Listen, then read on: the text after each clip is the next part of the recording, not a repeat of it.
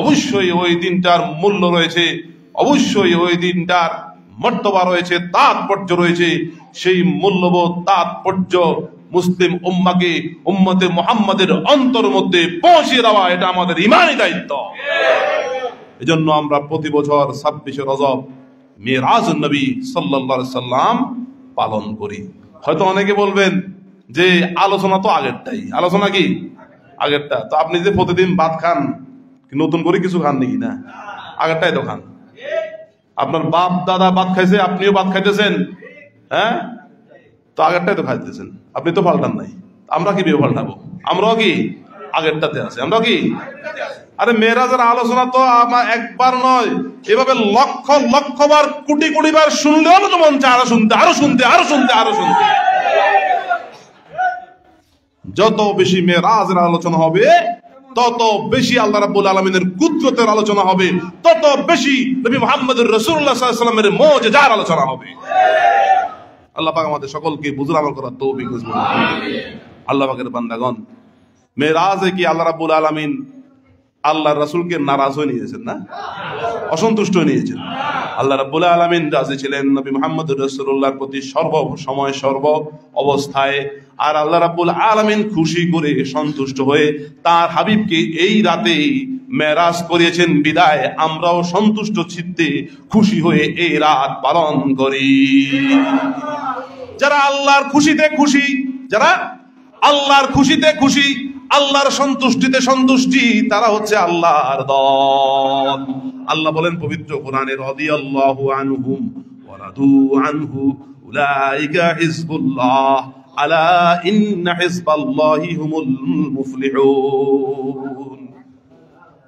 রাদিয়াল্লাহু আনহুম, তাদের উপরে আল্লাহ রাজি, আল্লাহ তাদের উপরে, আল্লাহ তাদের উপরে রাজি, তারাও আল্লাহর উপরে রাজি। এরা হচ্ছে আল্লাহর দল। মনে রাখিও, এরা হচ্ছে কার দল? আল্লাহর দল। আর আল্লাহর দলই হচ্ছে বিজয়ী দল। অতএব আল্লাহ রাব্বুল আলামিন খুশি করে সন্তুষ্ট হয়ে আল্লাহ রাব্বুল আলামিন তার হাবিব সাল্লাল্লাহু আলাইহি ওয়াসাল্লামের অন্তর মধ্যে আনন্দ দেওয়ার জন্য সফর করিয়েছেন। এই সফর হচ্ছে বিস্ময়কর, অবাক করা সফর। এজন্য আল্লাহ রাব্বুল আলামিন নিজে সুবহান শব্দটা ব্যবহার করেছে। আল্লাহ পাকের বান্দাগণ, শুধু তাই নয়, আল্লাহ রাব্বুল আলামিন তার হাবিব সাল্লাল্লাহু আলাইহি ওয়াসাল্লামকে সশরীরে মেরাজ নামার পূর্বে কয়েকবার স্বপ্নে দেখিয়েছিলেন। কি দেখিয়েছিলেন? স্বপ্নে দেখিয়েছিলেন। আর রাসূল পাক সাল্লাল্লাহু আলাইহি ওয়াসাল্লাম অপেক্ষায় ছিলেন, যেটা আল্লাহর রাসূলকে আল্লাহ স্বপ্ন দেখায় সেটা আল্লাহ আল্লাহর নিজের দায়িত্বে বাস্তবায়ন করে। যেহেতু রাসূলুল্লাহ সাল্লাল্লাহু আলাইহি ওয়াসাল্লাম বেশ কয়েকবার স্বপ্ন দেখিয়েছিলেন, স্বপ্ন দেখেছেন, তিনি মেরাজে গেছেন, বেশ কয়েকবার স্বপ্ন দেখেছেন, তার কাছে বোরাক আনা হয়েছে, বেশ কয়েকবার সিদরাতুল মুনতাহার বিভিন্ন অবস্থা স্বপ্নে আল্লাহ রাব্বুল আলামিন দেখিয়েছেন। আর রাসূল পাক সাল্লাল্লাহু আলাইহি ওয়াসাল্লাম সেটার জন্য অপেক্ষায় ছিলেন যে আল্লাহ আমাকে এই বিষয়গুলো স্বপ্নে দেখিয়েছেন, অবশ্যই সে আল্লাহ বাস্তবায়ন করবেন।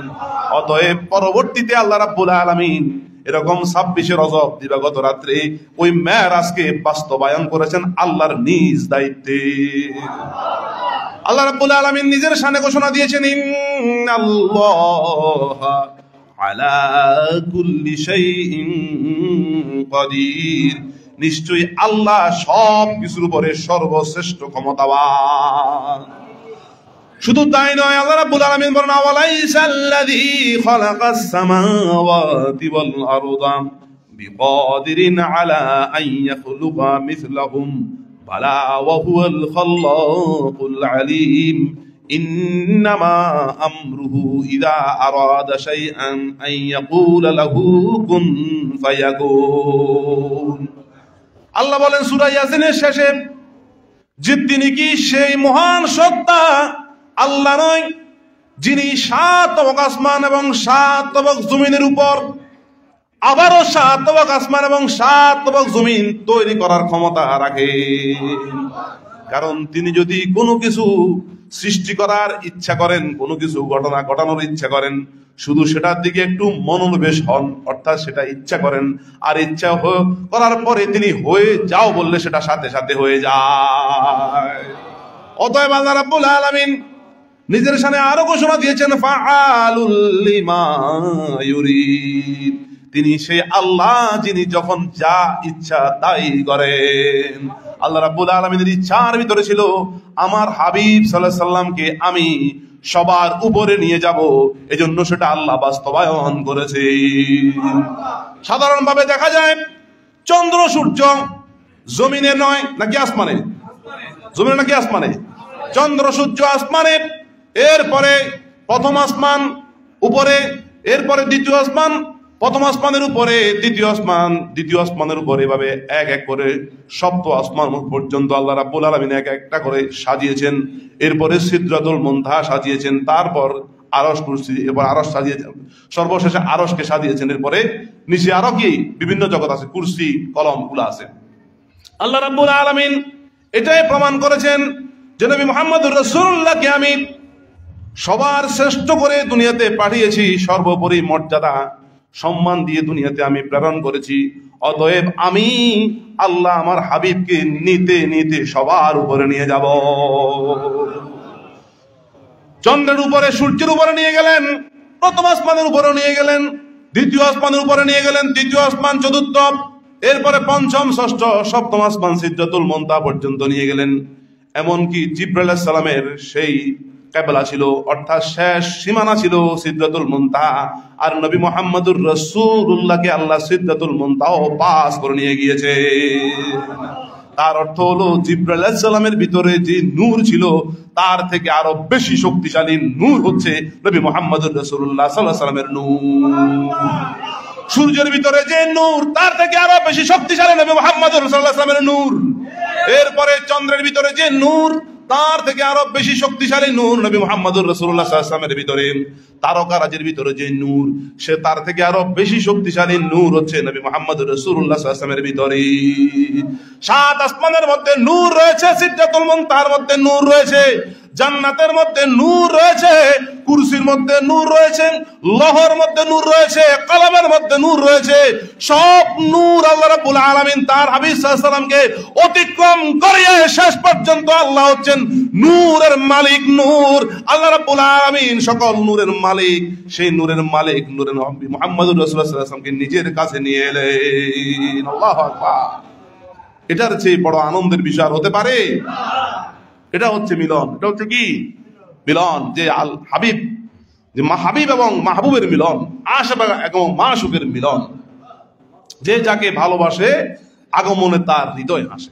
আগমনে তার কি হাসে? হৃদয় হাসে। রাসূল পাক সাল্লাল্লাহু আলাইহি ওয়াসাল্লাম সেদিন খুশি ছিলেন, আল্লাহ সে রাত্রে খুশি ছিলেন। আল্লাহ রাব্বুল আলামিন খুশি মনে নবী মুহাম্মদুর রাসূলুল্লাহকে যা দেওয়ার তাই দিয়েছেন। আল্লাহু আকবার।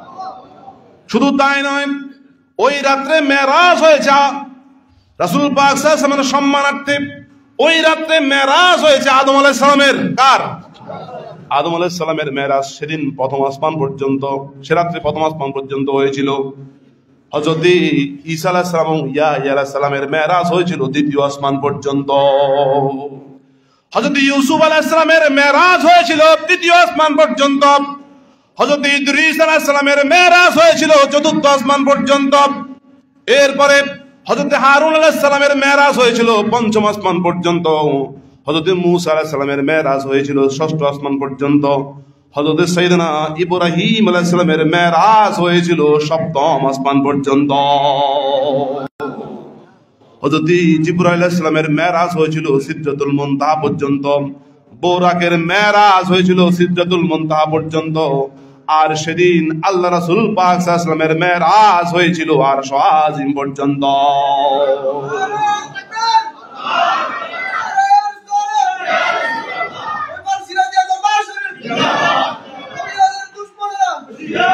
আল্লাহ রাব্বুল আলামিন সেই রাত্রে আরো কিছু নিদর্শন দেখিয়েছেন। কারণ আল্লাহ রাব্বুল আলামিন বলেন নূরিয়াহু মিন আয়াতিনা, আমার যাবতীয় নিদর্শন সমূহ সেদিন আমি আমার হাবিবকে দেখিয়েছি। আল্লাহ পাকের বান্দাগণ, সেদিন নিদর্শন ছিল দুনিয়াতে দুইজন মানুষকে আল্লাহ রাব্বুল আলামিন সম্মানিত করেছেন। একজন হচ্ছেন রাসূল পাক সাল্লাল্লাহু আলাইহি ওয়াসাল্লামের সাহাবী আবু বকর সিদ্দিক রাদিয়াল্লাহু তাআলা আনহু, আরেকজন হচ্ছেন হযরতে বেলাল রাদিয়াল্লাহু তাআলা আনহু। রাসূলুল্লাহ সাল্লাল্লাহু আলাইহি ওয়াসাল্লামের পরবর্তী সাহাবী, প্রথম খলিফা যিনি রাসূল পাক সাল্লাল্লাহু আলাইহি ওয়াসাল্লামের সাথী ছিলেন, গারে সুরের ভিতরে রাসূল পাক সাল্লাল্লাহু আলাইহি ওয়াসাল্লামের সাথী ছিলেন আবু বকর সিদ্দিক রাদিয়াল্লাহু তাআলা আনহু। মদিনার মধ্যে সাথী ছিলেন রাসূল পাক সাল্লাল্লাহু আলাইহি ওয়াসাল্লামের আবু বকর সিদ্দিক রাদিয়াল্লাহু তাআলা আনহু। সুখের সাথী, দুঃখের সাথী। আবু বকর রাদিয়াল্লাহু তাআলা রাসূল পাক সাল্লাল্লাহু আলাইহি ওয়াসাল্লামের সুখের সাথী, দুঃখের সাথী, যুদ্ধের ময়দানে সাথী ছিলেন আবু বকর সিদ্দিক রাদিয়াল্লাহু তাআলা আনহু। এরপরে সর্বপ্রথম ইসলাম ধর্ম গ্রহণ করেছিলেন আবু বকর সিদ্দিক রাদিয়াল্লাহু তাআলা আনহু। সেদিন আল্লাহর নবীর এই সম্মানার্থে আল্লাহ রাব্বুল আলামিন আবু বকর সিদ্দিক রাদিয়াল্লাহু তাআলা আনহুর কণ্ঠের মেরাজ ঘটিয়েছেন আরশ আজিমে।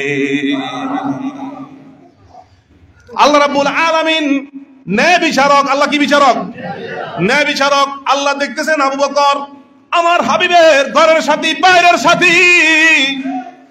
আবু বকর আমার হাবিবের গারে সুরের সাথী, রাস্তার সাথী, যুদ্ধের সাথী, মদিনার সঙ্গী, মদিনার সাথী আমার হাবিব সাল্লাল্লাহু আলাইহি ওয়াসাল্লাম আবু বকর।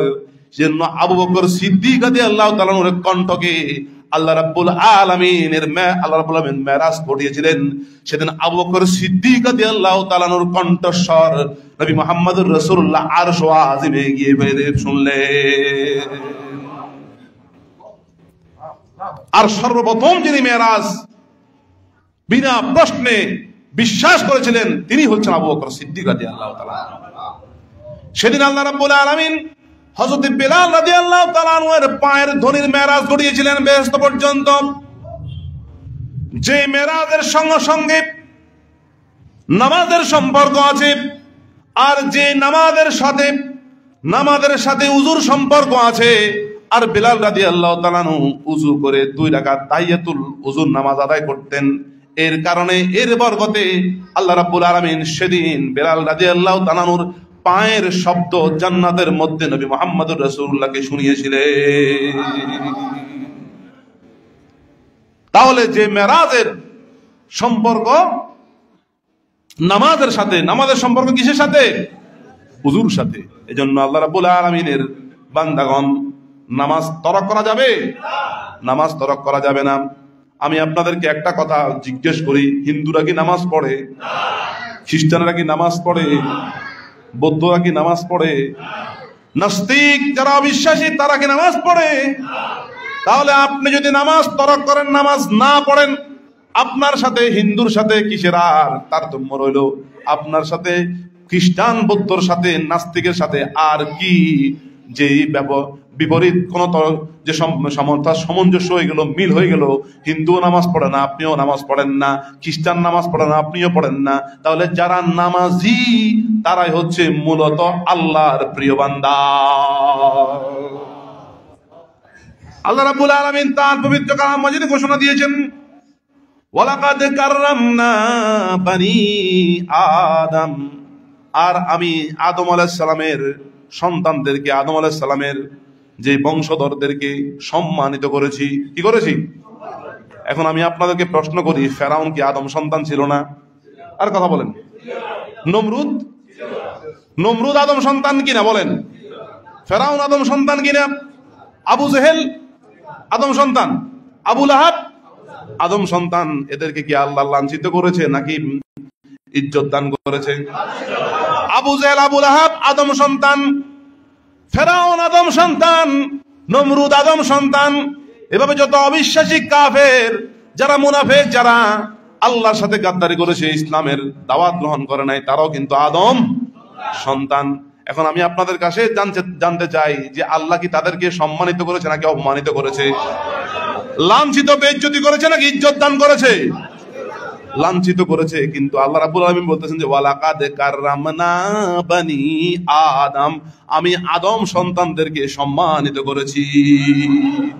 এখন আল্লাহর কথা কাছে ঠিক আছে, নিয়ে দেখেন দেখেন কেমন আল্লাহ রাব্বুল আদম সন্তানদেরকে বেইজ্জতি করছে। তো আবু জেহেল, আবু লাহাব, এরপরে উতবা, সাহেবা, এরপরে নমরুদ, ফেরাউন, এরা আদম সন্তান ন? এদেরকে আল্লাহ বেইজ্জতি করছে। আর আল্লাহ কথা আমি আদম সন্তানদেরকে কি করেছি? ইজ্জত দান করেছি। আল্লাহু আকবার। এই আয়াতের তাফসীরে বাবা হুজুর কাদের রাহমাতুল্লাহ বলেছেন, বাবা কি বুঝলা বলো, কি বুঝলা? আল্লাহু আকবার। বাবা হুজুর কাদের রাহমাতুল্লাহ পরে ভেঙে দিলেন, বিশ্লেষণ করলেন যে আল্লাহ রাব্বুল আলামিন আদম সন্তানদের মধ্যে যারা নামাজি তাদেরকে সম্মানিত করেছে। কারণ আদমের একটা নিদর্শন নামাজের মধ্যে দেখা যায়। দাঁড়ানো অবস্থায় আলিফ, দাঁড়ানো অবস্থা কি আলিফ, রুকু অবস্থায় দাল, আদম লিখতে আলিফ দাল মিম, আলিফ দাল মিম, দাঁড়ানো অবস্থায় আলিফ, রুকু অবস্থায় দাল, এরপরে সেজদা অবস্থায় মিম আদম, অর্থাৎ দাঁড়িয়ে রুকু করে সেজদা করে নামাজ আদায় করবে আদম সন্তানদের মধ্যে ওই নামাজীদেরকে আমি আল্লাহ সম্মানিত করেছি। সেই নামাজটা আল্লাহ রাব্বুল আলামিন অন্য কোন সময় দেন নাই, ইচ্ছা করলে আল্লাহ আরো আগে দিতে পারতেন, কিন্তু আল্লাহ রাব্বুল আলামিন আরশ আল্লাহকে যেভাবে সারা সৃষ্টির উপরে রেখেছেন, নবী মুহাম্মদুর রাসূলুল্লাহকে যেভাবে আল্লাহ রাব্বুল আলামিন সারা সৃষ্টির মধ্যে সর্বশ্রেষ্ঠ নবী হিসেবে কবুল করে নিয়েছেন, আল্লাহ রাব্বুল আলামিন সম্মানিত করেছেন, ঠিক ওই আরশ মুআল্লায় আল্লাহ রাব্বুল আলামিন এই নামাজটা উম্মতে মুহাম্মাদীকে দান করেছে। আর যেরকম সর্বোপরি সৃষ্টির মধ্যে সম্মানিত, দুনিয়াতে যারা খাঁটি ভাবে 5 ওয়াক্ত নামাজ বা অন্যান্য নামাজগুলো সঠিকভাবে সুন্দরভাবে আল্লাহর জন্য আদায় করবে, আল্লাহ রাব্বুল আলামিন সৃষ্টি জগতের মধ্যে আরশ মুআল্লাকে যেরকম উপরে রেখেছে, সকল বান্দা বান্দীদের মধ্যে ওই সকল নামাজি বান্দা বান্দীদেরকে উপরে রাখবে। কারণ নামাজ এমন একটা ইবাদত, এই নামাজের মধ্যে কোরআন তেলাওয়াত আছে, আছে কি নাই? নামাজ এমন একটা ইবাদত, এই নামাজের মধ্যে তাসবিহ তাহলিল আছে। নামাজ এমন একটা ইবাদত, নামাজের মধ্যে রুকু আছে, সিজদা আছে। নামাজ এমন একটা ইবাদত, এই নামাজের মধ্যে ধ্যান আছে। কি আছে? ধ্যান আছে, মুরাকাবা আছে, মনোনিবেশ করা আছে। নামাজ এমন একটা ইবাদত যেই নামাজের মধ্যে দরুদ শরীফ আছে। নামাজ এমন একটা ইবাদত যেই এই নামাজের মধ্যে, যে ইবাদতের মধ্যে ডান দিকে এবং বাম দিকে কেরামন কাতিবিনকে সালাম আছে। ডান দিকে যখন আসসালামু আলাইকুম ওয়া রাহমাতুল্লাহ বলে নামাজ শেষ করবেন, কেরামন কাতিবিন মধ্যে ডান দিকের ফেরেশতা, সম্মানিত ফেরেশতা, তিনি আপনার ভালো কাজগুলো লিপিবদ্ধ করে, নেক আমলগুলো লিখে রাখেন। যখন ডান দিকের ফেরেশতা আপনার পক্ষ থেকে সালামটা পায়, তখন ডান দিকের ফেরেশতা সালামের উত্তর নেয় কি? জবাব লাগে কিনা? উত্তর জবাব নেওয়ার পরে আল্লাহর কাছে আরজি পেশ করে, হে আল্লাহ, আমি আপনার বান্দার ভালো ভালো কাজগুলো লিপিবদ্ধ করি, ভালো ভালো কাজগুলো খাতার মধ্যে উঠায় রাখি। আপনার বান্দা, আপনার বান্দি আমাকে সালাম দিয়েছে, হে আল্লাহ, আমি আপনার কাছে দোয়া করি, প্রার্থনা করি, আপনার বান্দা বান্দিকে আরো বেশি বেশি নেক আমল করার সুযোগ করে দিই। বাম দিকের ফেরেশতাকে যখন সালাম দেওয়া হয়, বাম দিকের ফেরেশতা লজ্জিত হয়ে যায়, শর্মিন্দা হয়ে যায়। তিনি বলে, হে আল্লাহ, আমি আপনার বান্দা বান্দির খারাপ কাজগুলো লিপিবদ্ধ করি, গুনার কাজগুলো লিখে রাখি, অথচ আপনার বান্দা বান্দি আমাকে সালাম দিয়েছে। হে আল্লাহ, আমি লজ্জিত হয়ে গেলাম, শর্মিন্দা হয়ে গেলাম। আমি আপনার কাছে দোয়া করি, প্রার্থনা করি, আপনি আপনার বান্দা বান্দিকে খারাপ কাজ থেকে, গুনার কাজ থেকে হেফাজত করে। যত বেশি নামাজ আদায় করা হবে, তত বেশি কেরামান কাতিবিনকে সালাম দেওয়া হবে। আর কেরামান কাতিবিন আল্লাহর কাছে দোয়া করবে, একজনে দোয়া করবে বেশি বেশি ভালো কাজ করার জন্য, বাম দিকের ফেরেশতা দোয়া করবে খারাপ কাজ থেকে দূরে রাখার জন্য। ইন্নাস সালাত তানহা আনিল ফাহশাই ওয়াল মুনকার, নিশ্চয় নামাজ খারাপ এবং অশ্লীল কাজ থেকে বিরত রাখে। আল্লাহ পাকের বান্দাগণ, আমাদের সাথে কিসের সাথে সম্পর্ক? পবিত্রতার সাথে। কিসের সাথে? পবিত্রতার সাথে সম্পর্ক। এই পবিত্রতা অর্জন করতে হবে উজুর মাধ্যমে, গোসলের মাধ্যমে, কিংবা পানি যদি পাওয়া না যায়, যেহেতু উজু গোসল করতে হলে পানি লাগে। কি লাগে? পানি যদি পাওয়া না যায়, তাহলে তায়াম্মুমের মাধ্যমে কি করতে হবে? পবিত্রতা অর্জন করতে হবে। এরপরেও না বান্দা যেন নামাজ পড়ে। এরপরে বান্দা যেন কি? নামাজ এমন একটা ইবাদত, নামাজের মধ্যে অন্যান্য ইবাদতের অংশ আছে। নামাজের মধ্যে রোজার অংশ আছে। কিসের অংশ? রোজার মধ্যে কিছু খাওয়া যায়? খাওয়া যায়নি। নামাজ মধ্যে পারবে না কিছু খাইতে? নামাজের মধ্যে খাইছে, ভাত খাইতে খাইতে নামাজ পড়ছে, নাস্তা করতে করতে নামাজ পড়ছে, এরকম কোনো কাহিনী আছে না। তার অর্থ হলো নামাজের মধ্যে উপবাস থাকতে হয়, কিছু খাওয়া যায় না। তাহলে নামাজের মধ্যে রোজার অংশ আছে, রোজার মধ্যে কিছু খাওয়া যায় না। নামাজ এমন একটা ইবাদত, নামাজের মধ্যে যাকাতের সম্পর্ক আছে। আল্লাহু আকবার। যাকাতের দুটা অর্থ। কয়টা অর্থ? একটা অর্থ হচ্ছে প্রাচুর্যতা, বেড়ে যাওয়া, বৃদ্ধি পাওয়া।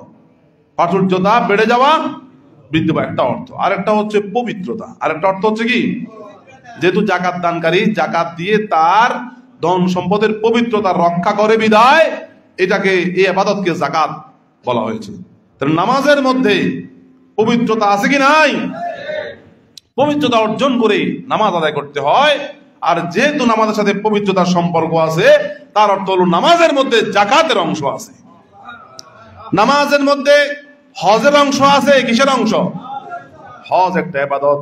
হজ করতে হলে মানুষ খানা কাবা যেতে হয়। কোথায়?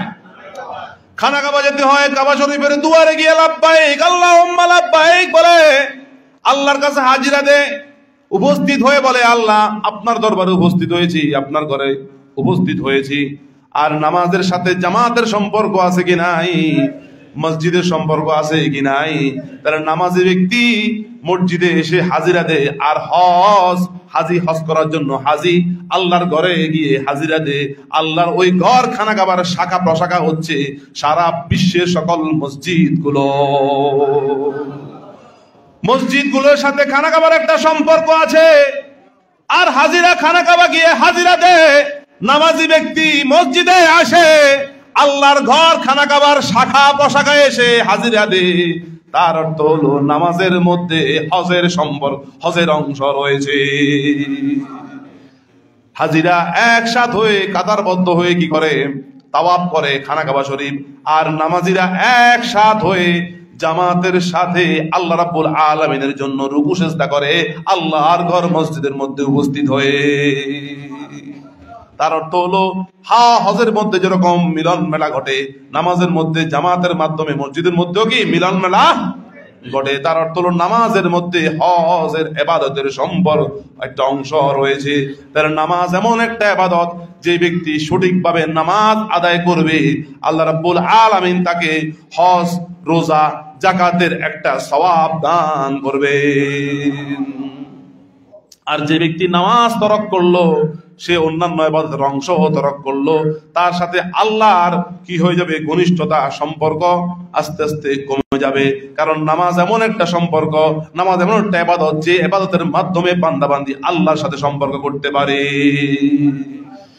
যেভাবে নবী মুহাম্মদুর রাসূলুল্লাহ মেরাজ যাওয়ার পরে আরশ মুআল্লা যখন গিয়ে পৌঁছলেন আল্লাহর সাথে, আর নবী মুহাম্মদুর রাসূলুল্লাহর সাথে যেরকম কোনো বাধা ছিল না, কোন রকমের পর্দা ছিল না, বিনা পর্দায় বিনা বাধায় আল্লাহ এবং রাসূল কথা বলেছেন, কালাম করেছেন। ঠিক তদ্রূপ নামাজি ব্যক্তি যখন পবিত্রতা অর্জন করে, উযু করে, গোসল করে কিংবা তায়াম্মুম করে নামাজে দাঁড়িয়ে যায় এবং সূরা ফাতিহা সহ অন্যান্য কোরআনের আয়াতগুলো তেলাওয়াত করা আরম্ভ করে, ওই ব্যক্তিও বিনা বাধায়, বিনা পর্দায়, বিনা প্রতিবন্ধকতায় সরাসরি আল্লাহর সাথে কথা বলা আরম্ভ করে দেয়। এজন্য আমরা নামাজের তালিম দিই। কিসের তালিম দিই? নামাজের তালিম দিই। বাবা হযরত রহমাতুল্লাহ আলাইহি প্রায় সময় বলতেন বিভিন্ন ব্যক্তিদেরকে, কারণ নামাজ ব্যক্তির আল্লাহ রাব্বুল আলামিন এমন একটা নিয়ামত দান করেন, তার চেহারার দিকে তাকালে বোঝা যায় সে নামাজ পড়ে কি পড়ে না। যদিও সে অন্যান্য গুনার সাথে সম্পর্ক থাকে ইচ্ছা অনিচ্ছায়, কিন্তু নামাজ পড়ার কারণে তার চেহারার মধ্যে একটা নূর ঝলমল করে। আমি ওই দিন একজন ব্যক্তি আমার সাথে দেখা করতে এসেছে, আমি ভাই আজকে ফজর নামাজটা কি কেন পড়লেন না? হুজুর আপনি কিভাবে জানেন? আজকে যে ব্যক্তি নামাজ পড়ে এসেছে তার সাথে আমি কথা বলতেছি, সে ফজর নামাজ পড়েছে, তার চেহারার ভিতরে যে নূর দেখতেছি আপনার চেহারার ভিতরে আমি সেই নূর দেখতেছি না। ওই ব্যক্তি সাথে সাথে এবারে ফজর নামাজ পড়ে উযু করে, ফজর নামাজ কি কাজা পড়াইছি আমি, পড়েন মিয়া কাজা পড়েন, এই পড়ে আল্লাহর কাছে বলতে পারেন যে আল্লাহ পড়ছি, আল্লাহ কি পড়ছি। যদি বাদে দিতেন তাহলে বছর বাদ হয়ে গেল, সেটা কি বাদ হয়ে গেল। আল্লাহ পাক আমাদের সকলকে বুঝুর আমল করা তৌফিক দান করুন। তাহলে নামাজের সাথে পবিত্রতার সম্পর্ক আছে কি নাই? আল্লাহ রাব্বুল আলামিন তার পবিত্র কালাম মজিদে ঘোষণা করেন, ইয়া আইয়ুহাল্লাযীনা আমানু ইযা কুমতুম ইলাস সালাতি ফাগসিলু উজুহাকুম ওয়া আইদিয়াকুম ইলাল মারাফিকি ওয়ামসাহু বিরুসিকুম ওয়া আরজুলাকুম ইলাল কাবাইন। কোন অবিশ্বাসী, কোন বেদিনকে আল্লাহ রাব্বুল আলামিন লক্ষ্য করে বলেন নাই, যারা ঈমানদার, যারা কি ঈমানদার মুমিন মুসলমান বান্দাবান্দি, বিশ্বাসী বান্দাবান্দি, ইয়া আইয়ুহাল্লাযীনা আমানু বলে তাদেরকে সম্বোধন করেছেন আল্লাহ লক্ষ্য করে। ঘোষণা দিলেন, ইজা কুমতুম ইলাস সালাতি ফাগসিলু উজুহাকুম, হে ঈমানদাররা, হে ঈমানদারগণ, হে বিশ্বাসী বান্দা বান্দীরা, যখন তোমরা নামাজের জন্য দাঁড়াবে, নামাজের জন্য প্রস্তুতি গ্রহণ করবে, তখন তোমরা তোমাদের চেহারা মুখমণ্ডল ধৌত করো। ওয়া আইদিয়াকুম ইলাল মারাফিকি, তোমাদের দুই হাতের কনুই পর্যন্ত কি করো? ধৌত করো। ওয়া আমসাহু বিরুসিকুম, তোমাদের মাথা মাসে করো। ওয়া আরজুলাকুম ইলাল কাবাইন, এবং তোমাদের দু পায়ের টাকনু সহ ধৌত করো। বান্দা বান্দীরা যখন উযু করা আরম্ভ করে, হাত ধোয় কি ধোয় না? কথা বলেন আপনারা, আপনাদের বিরক্ত লাগতেছে? হাত ধোয় কি ধোয় না? হাত ধোয়ার পরে যখন সে মুখমণ্ডল ধৌত করে, আল্লাহ রাব্বুল আলামিন হাত ধোয়ার পরে কবজি পর্যন্ত যখন বান্দা বান্দীরা ধুই, এই হাতের আঙ্গুল দিয়ে যতগুলো গুনাহ করেছে, আল্লাহ রাব্বুল আলামিন উযুর পানির বরকতে আঙ্গুলগুলোর গুনাহ মাফ করে দেয়। যখন বান্দা বান্দি চেহারা মুখমণ্ডল ধৌত করে, এই চোখ দিয়ে বেগানা নারীর দিকে তাকিয়েছে, খারাপ কিছু দেখেছে, কিন্তু বান্দা এখন নামাজ পড়বে, বান্দিরা নামাজ পড়বে, উযু করছে, চেহারা মুখমণ্ডল যখন পানি দিয়ে ধৌত করলো, আল্লাহ রাব্বুল আলামিন পুরা চেহারার যত গুনাহ আছে গুনাহগুলো মাফ করে দেবে। যখন বান্দা বান্দিরা কুলি করলো, কুলি করার বরকতে আল্লাহ রাব্বুল আলামিন জবান দিয়ে যত গুনাহ কামাই করেছে, জবানের গুনাহ মাফ করে দিবেন। এরপরে নাকে পানি দেওয়ার কারণে নাকের গুনাহ মাফ। নাকের গুনাহ আছে কি নাই? আপনি বিড়ি খান না, আপনি বিড়ি খান না, ধূমপান করেন না, আপনার পার্শ্ববর্তী একজন ব্যক্তি ধূমপান করেছে, আর ওই ধূমপানের করার কারণে ধোঁয়াটা আপনার নাকের মধ্যে লেগেছে, এরপরে নাক দিয়ে শয়তান প্রবেশ করে। নাক দিয়ে কি করে? শয়তান প্রবেশ করে। শয়তান প্রবেশের কারণে নাকের রাস্তাটা অপবিত্র হয়ে যায়, কারণ শয়তান অপবিত্র। শয়তান কি? অপবিত্র, গুনাহগার। শয়তান গাদ্দার, কাফের। এজন্য শয়তান যখন নাক দিয়ে প্রবেশ করেছে, নাকের রাস্তাটা কি হয়ে গিয়েছে? খারাপ হয়ে গিয়েছে, সেটা নষ্ট হয়ে গিয়েছে। আর যখন আপনি উযু করার সময় নাকে পানি প্রবেশ করালেন, অর্থাৎ উযুর সুন্নত আদায় করলেন, আল্লাহ রাব্বুল আলামিন আপনার নাকের রাস্তাটাকে পবিত্র করে দেবে।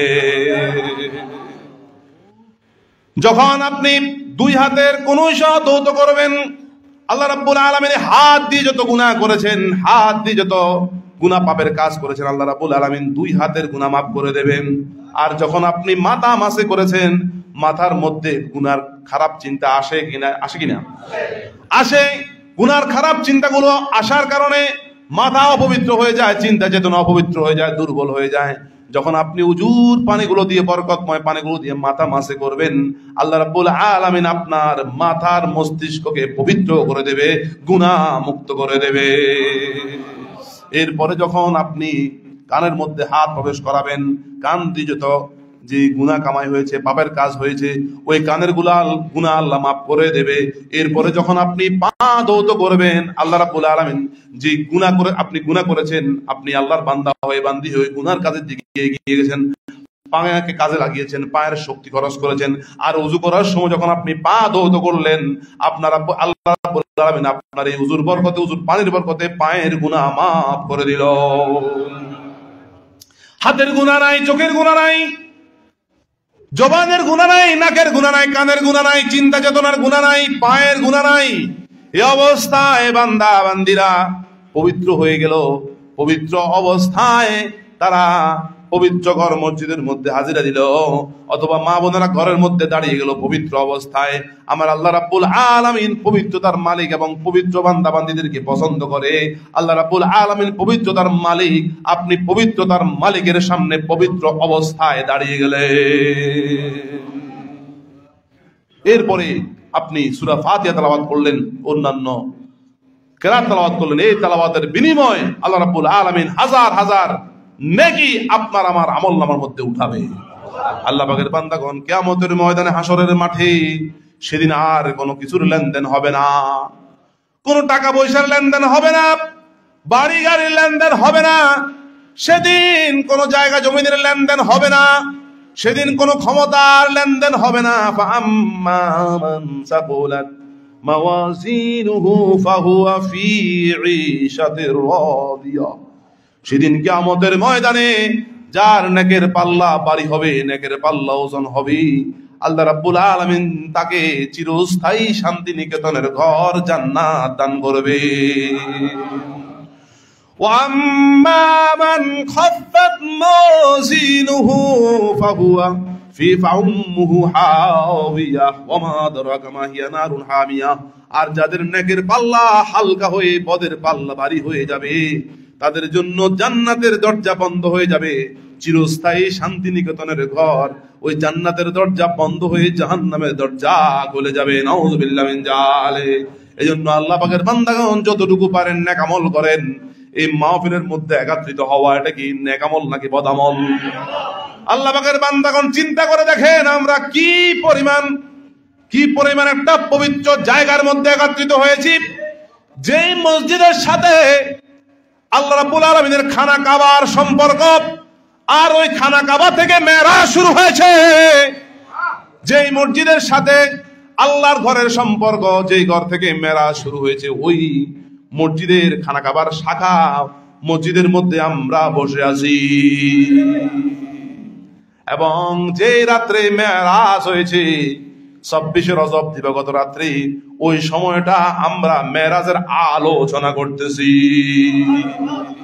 অতএব আল্লাহ রাব্বুল আলামিনের যে মেরাজ ঘটিয়েছেন, আল্লাহ এটা সত্য নাকি মিথ্যা? আজকে যে মেরাজ হয়েছে 26 রজব, এটা সত্য নাকি মিথ্যা? অতএব আমরা সত্য বিষয় মানুষকে পৌঁছে দেওয়ার জন্য, বোঝার জন্য, উপলব্ধি করার জন্য এটা ব্যাখ্যা বিশ্লেষণ করে সত্যকে প্রকাশ করতেছি।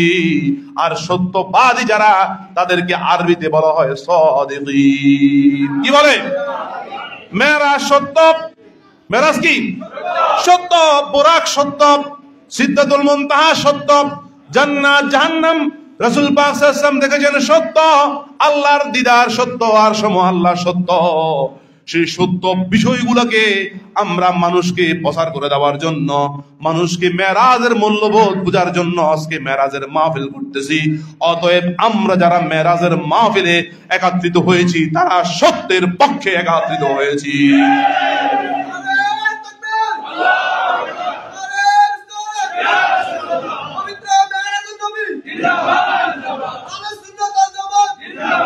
সত্যবাদী যারা, তাদেরকে কি বলা হয় আরবিতে?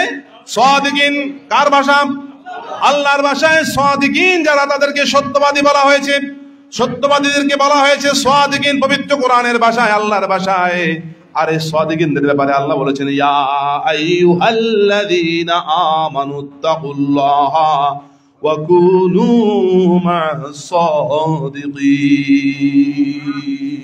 হে ঈমানদার বান্দাবান্দীরা, তোমরা আল্লাহকে ভয় করো এবং সত্যবাদী যারা, তাদের অন্তর্ভুক্ত হয়ে যাও। অতএব যেহেতু আমরা সত্যের প্রচার করছি, আমরা মেরাজুন নবীর প্রচার করছি, আমরা নামাজের প্রচার করছি, নামাজের যে কথা মানুষকে এদেরকে জানাচ্ছি, মেরাজের কথা জানাচ্ছি, আমরা সত্য কথা জানাচ্ছি। অতএব এই মুহূর্তে, এই পরিস্থিতিতে, এই পরিবেশে, এই মজলিসের মধ্যে উপস্থিত হওয়ার জন্য আল্লাহ নিজেই তাগিদ দিচ্ছেন, হুকুম করছেন, ওয়াকুনু মা'আস সাদিকিন। যারা সত্যের পক্ষে থাকে, সত্য কথা প্রচার করে, সত্যের উপরে অবিচল থাকে, তোমরা তাদের অন্তর্ভুক্ত হয়ে যাও। চতুর সুরে সাল্লাল্লাহু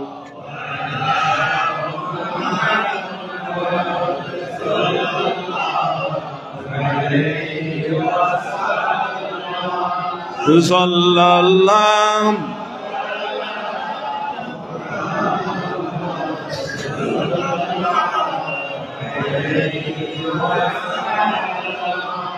মেরাজের রাত্রে আদম আলাইহিস সালামের মেরাজ হয়েছিল। আদম আলাইহিস সালামের ইন্তেকালের পরে, কোন সময়? আদম আলাইহিস সালামের ইন্তেকালের পরে। আদম আলাইহিস সালামের মেরাজ হচ্ছে প্রথম আসমান। হযরত ইয়াহইয়া আলাইহিস সালামের ইন্তেকালের পরে ইয়াহইয়া আলাইহিস সালামের মেরাজ হচ্ছে দ্বিতীয় আসমান। এরপরে হযরত ইউসুফ আলাইহিস সালামের ইন্তেকালের পরে ইউসুফ আলাইহিস সালামের মেরাজ হয়েছে তৃতীয় আসমান। হযরত ইদ্রিস আলাইহিস সালামের মেরাজ হয়েছিল চতুর্থ আসমান। ইন্তেকালের পরে নাকি আগে? আর ইদ্রিস সালাম কি মরছে নাকি? তো তাহলে আমরা ইন্তেকালের পরে কেন করলেন? ঈসা আলাইহিস সালাম মরে না, ইদ্রিস আলাইহিস সালাম মরে নাই, এটা হচ্ছে আল্লাহর কুদরত। কার কুদরত? তাহলে হযরত ইব্রাহিম আলাইহিস সালাম ইন্তেকাল করেছেন কিনা? ইব্রাহিম আলাইহিস সালামের মেরাজ সপ্তম আসমান পর্যন্ত হয়েছিল। মূসা আলাইহিস সালাম ইন্তেকাল করেছিলেন কিনা? মূসা আলাইহিস সালামের ইন্তেকালের পরে মেরাজ হয়েছিল, আর আমার নবীর মেরাজ হয়েছে জীবিত অবস্থায় সশরীরে, আশ্রম আল্লাহ পর্যন্ত। তাহলে আদম আলাইহিস সালামের ইন্তেকালের পরে আদম আলাইহিস সালামের সাথে দেখা হলো প্রথম আসমানে। আদম আলাইহিস সালামের যদি এত ক্ষমতা থাকতে পারে, ইন্তেকালের পরেও যিনি প্রথম আসমানে উঠে যেতে পারে, তাহলে আমার নবী ইন্তেকালের পরেও কি পরিমাণ ক্ষমতা আছে? কি পরিমাণ ক্ষমতা আছে বলেন? আল্লাহু আকবার।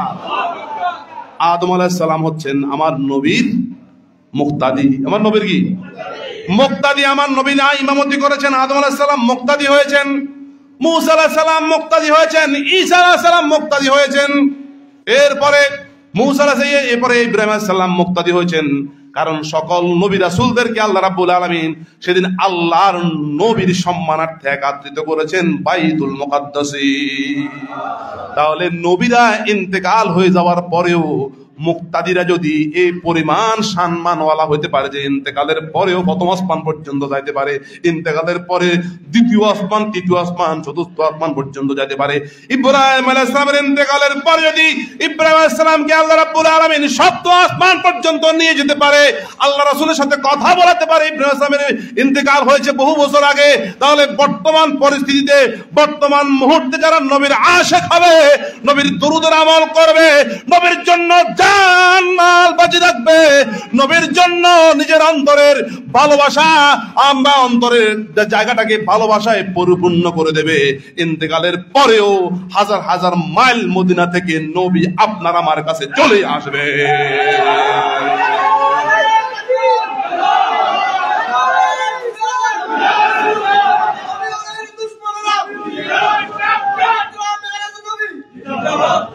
চিন্তা করে দেখেন, মুক্তাদিরা তো পাওয়ার, যারা নবীর পিছনে ইক্তেদা করেছে, নবীরা ইন্তেকালের পরেও তারা হাজার হাজার মাইল দূরে চলে গেছে, আল্লাহ নিয়ে গেছে উপরে, কথাবার্তা বলা হয়েছে জিন্দা। তারা নবী মুহাম্মদুর রাসূলুল্লাহকে মরা কিভাবে বলেন আপনি? যারা নবী মুহাম্মদুর রাসূলুল্লাহ মরে গেছে বলবে তাদের ঈমান মরে গেছে। যারা বলবে নবী মুহাম্মদুর রাসূলুল্লাহ মাটি হয়ে গেছে, তাদের ঈমান আমল সব মাটি হয়ে গেছে। আর যারা বলবে নবী মুহাম্মদুর রাসূলুল্লাহ জিন্দা, তাদের ঈমানও জিন্দা, তাদের আমলও জিন্দা।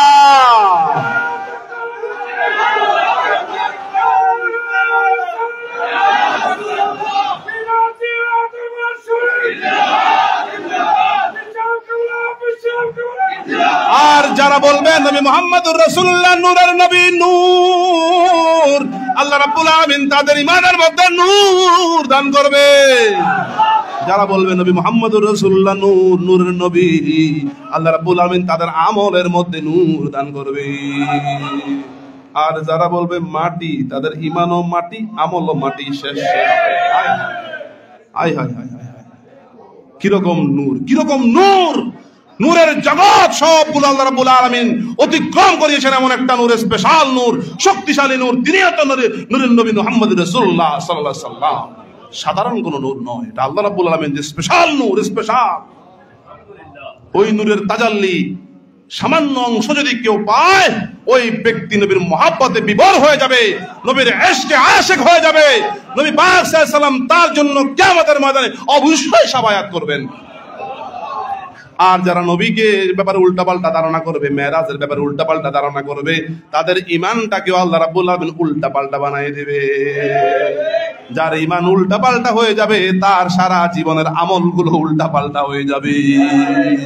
অতএব মেরাজুন নবী পালন করেছিলেন বাবা হুজুর কেবলা রাহমাতুল্লাহ আলাইহি, মেরাজুন নবী পালন করেছিলেন তার শেখ কারি নুরুল কাদের রাহমাতুল্লাহ আলাইহি, মেরাজুন নবী পালন করেছিলেন সুফি সদরউদ্দিন রাহমাতুল্লাহ আলাইহি, মেরাজুন নবী পালন করেছিলেন সুফি শাহ সুফি আবু বকর সিদ্দিক ফুরফুরি রাহমাতুল্লাহ আলাইহি, মেরাজুন নবী পালন করেছিলেন শাহ সুফি ফতেহ আলী রাহমাতুল্লাহ আলাইহি, মেরাজুন নবী পালন করেছিলেন গাজী বালাকোট নূর মুহাম্মদ জামবুরি রাহমাতুল্লাহ আলাইহি, মেরাজুন নবী পালন করেছিলেন সাইয়েদ আহমদ বেলডবি রাহমাতুল্লাহ আলাইহি, মেরাজুন নবী পালন করেছেন আব্দুর রহিম দেলাওয়ী রাহমাতুল্লাহ আলাইহি, মুহাদ্দিস দেলাওয়ী রাহমাতুল্লাহ আলাইহি, যাদের উসিলায় কোরআন এবং হাদিসের খেদমত হয়েছে এই অঞ্চলগুলোর মধ্যে, দেশের গুলার মধ্যে, তারা সবাই মেরাজুন নবী, মিলাদুন নবী, সবে বরাত, সবে কদর, 2 ঈদের রাত্রি, এগুলোকে বরকতময় হিসেবে পালন করেছিলেন। বিদায় আল্লাহ রাব্বুল আলামিন তাদের যাবতীয় আমল, জিন্দেগি সবকিছু বরকতে পরিপূর্ণ করে দিয়েছে।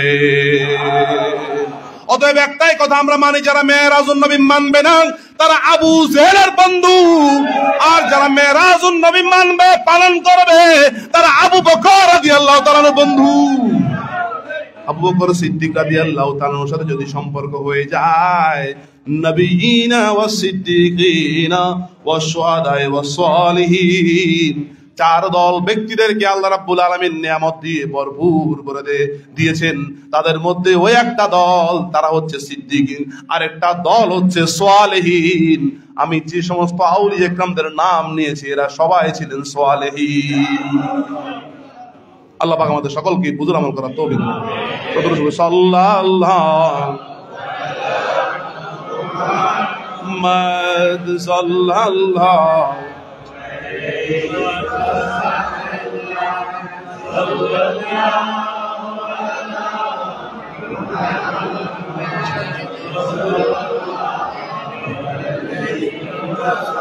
অতএব মেরাজ হয়েছে আমাদের নবীর। কার নবীর? আমাদের নবী। আমাদের নবীর যেহেতু মেরাজ হয়েছে, আমরা হচ্ছি নবী মুহাম্মদুর রাসূলুল্লাহর উম্মত। অতএব আমরা যদি মেরাজুন নবী পালন না করি, তাহলে কি ইহুদিরা করবে? ইহুদিরা তো নবীকে মানেই না। আর যারা নাসারা খ্রিস্টান, তারা কি করবে? তারাও নবীকে মানে না। তাহলে যারা যে বেঈমান ইহুদি নাসারা, তারা মেরাজুন নবী পালন করে না, মিলাদুন নবী পালন করে না, শবে কদরের রাত পালন করে না, শবে বরাতের রাত পালন করে না, অথচ আল্লাহ রাব্বুল আলামিন এই সমস্ত নিয়ামতগুলো উম্মতে মুহাম্মাদীকে খুশি হয়ে, সন্তুষ্ট হয়ে দান করেছে। তো ইহুদিরা পালন করে না শবে মেরাজ, নাসারারা পালন করে না মিলাদুন নবী, নাসারা পালন করে না। এরপরে ইহুদিরা পালন করে না শবে কদর, ইহুদিরা নাসারা পালন করবে না, তারা করবে না। অতএব আপনি যদি মুসলমান হয়ে থাকেন, আপনি যদি মুহাম্মদুর রাসূলুল্লাহর উম্মত হয়ে থাকেন, আপনি তো পালন করতে হবে। যেহেতু আপনার নবীর মেরাজ হয়েছে, এটা তো আপনার জন্য খুশির বিষয়। আর আল্লাহ রাব্বুল আলামিন তো এই সমস্ত বিষয়গুলো আমাদেরকে নেয়ামত হিসেবে দান করেছেন। আপনি নেয়ামত পাওয়ার পরেও কেন এত অসন্তুষ্ট, আমার বুঝে আসে না। আমরা আল্লাহর নিয়ামত পাওয়ার পরে আমরা আল্লাহর উপরে সন্তুষ্ট আছি কি নাই? সারা জীবন মসজিদে আসে না, কিংবা নবীর আলোচনা শুনে না, কিন্তু মেরাজুন নবীর উসিলায়, মিলাদুন নবীর উসিলায়, সবে বরাতের উসিলায়, সবে কদরের উসিলায় যদি একটা মাসলা মাসালা শিক্ষা অর্জন হয়, কিংবা কোনো কিছু নিয়মগুলো কানগুলো শিখে, তাহলে হয়তো আল্লাহ রাব্বুল আলামিন তার জীবন পাল্টে দেবে, জীবন পরিবর্তন হয়ে যাবে। তো কেন শুধু শুধু মানুষদেরকে এত মিসগাইড করতেছেন? আল্লাহ পাক যাদের বুঝ কম, তাদেরকে আল্লাহ হেদায়েত নসিব করুন, আমিন। চিন্তা করে দেখেন, শয়তান কি চায় মানুষ আল্লাহর ইবাদত বন্দেগী করুক? শয়তান কি চায় মানুষ কোরআন হাদিসের আলোচনা শুনুক? শয়তান কি চায় মানুষ নবীর আশিক হোক, নবীর প্রেমিক হোক? শয়তান কি চায় মানুষ আল্লাহর প্রেমিক হোক? এই সমস্ত কাজগুলোর কারণে, মাহফিলগুলোর কারণে, এই সমস্ত মজলিসগুলোর কারণে অন্তরের মধ্যে আল্লাহর প্রেম জাগ্রত হয়, নবীর প্রেম জাগ্রত হয়, ইসলামের নূর অন্তরের মধ্যে প্রবেশ করে, ইমানের নূর তাজাল্লি অন্তরের মধ্যে প্রবেশ করে। সুতরাং শয়তান চায় না মানুষের অন্তরের মধ্যে নবীর প্রেম প্রবেশ করুক, শয়তান চায় না আল্লাহর প্রেম অন্তরের মধ্যে প্রবেশ করুক, এটা শয়তান চায় না। এজন্য শয়তান এই সমস্ত মাহফিলগুলো থেকে মানুষদেরকে দূর রাখতে চায়। অতএব মানুষ রূপী যারা উম্মতে মুহাম্মাদী দাবি করে, আল্লাহর বান্দা দাবি করে, শেখ দাবি করে, আলেম ওলামা দাবি করে, তারা যদি এই সমস্ত মাহফিলগুলো থেকে মানুষদেরকে দূরে সরাতে চায়, তাহলে তারা তো শয়তানের কাজ করতেছে।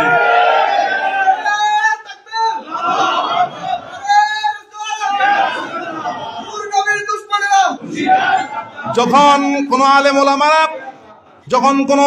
ওলামা শেখ যদি বিভিন্ন ফতোয়াবাজি করে মানুষদেরকে ইসলাম থেকে দূরে রাখতে চায়, আল্লাহর নেককার সালেহীন বান্দা বান্দীদেরকে যে দূরে রাখতে চায়, আল্লাহর নেককার বান্দাদের থেকে দূরে রাখতে চায়, কোরআন থেকে দূরে রাখতে চায়, হাদিস থেকে দূরে রাখতে চায়, আমল থেকে দূরে রাখতে চায়, তখন শয়তানি ছেড়ে দেয়। শয়তান কি করে?